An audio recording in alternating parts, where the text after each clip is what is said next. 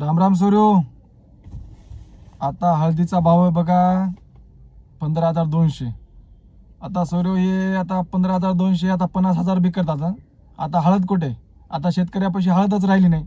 आता जेवढे आपले शेतकरी आहेत, आता जे छोटे मोठे समजे असतील त्याने पूर्ण हळद देऊन टाकली. आता काही 4-2 आहेत त्याची मजा आहे. पण आता तुम्ही जर आधी हळदीचा भाव जर वाढीला असला तर चांगले जरा भाव येत होता, जरा शेतकरी पोटाला पोटभर खात होती की नाही. तुम्ही आता 15,200 कराल्या आणि तुम्ही 50,000 एक करता. आता तुम्ही 50,000 एक करता हो तुम्ही. आता तर तुम्हाला चॅलेंज नाही ना. आता कुठे आता गरीबापाशी हळदच नाही की. किती कष्ट लागतात. ज्यांच्यापाशी हळद आहे त्याला विचारा किती कष्ट लागतात, किती खर्च करावं लागते, काय काय आणावं लागते, कसं करावं लागते, कोणाचं ट्रॅक्टर आणते, कोणाचं कुकर आणावं लागते. हे जरा शेतकऱ्याचं हे करा जरा. आणि असे शेतकऱ्याचे व्हिडिओ व्हायरल होत नाहीत बघा. व्हायरल कोणाचे होतात?